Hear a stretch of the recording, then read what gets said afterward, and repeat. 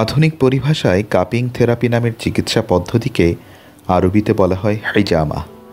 এটি রসুল সাল্লাল্লাহু আলাইহি ওয়াসাল্লাম বর্ণিত ও নির্দেশিত একটি চিকিৎসা ব্যবস্থা। তিনি নিজে এ পদ্ধতির চিকিৎসা ব্যবহার করেছেন, এমনকি অন্যকে হিজামা পদ্ধতির চিকিৎসা নিতে উৎসাহিতও করেছেন। হিজামা আরবি আল হাজম থেকে এসেছে, যার অর্থ চোষা বা টেনে নেয়া। এই প্রক্রিয়ায় সূচের মাধ্যমে নেগেটিভ প্রেশার দিয়ে নিস্তেজ প্রবাহহীন দূষিত রক্ত বা টক্সিন বের করে আনা হয়। এতে শরীরের মাংসপেশিসমূহের রক্ত প্রবাহ দ্রুততর হয়, পেশি, চামড়া, ত্বক ও শরীরের ভেতরের অর্গানসমূহের কার্যকারিতা বৃদ্ধি পায়, ফলে শরীর সতেজ ও শক্তিশালী হয়। হযরত জাবির রাদিয়াল্লাহু তাআলা আনহু থেকে বর্ণিত আছে, রাসূলুল্লাহ সাল্লাল্লাহু আলাইহি ওয়াসাল্লাম বলেছেন, নিশ্চয়ই হিজামায় শিফা রয়েছে। সহিহ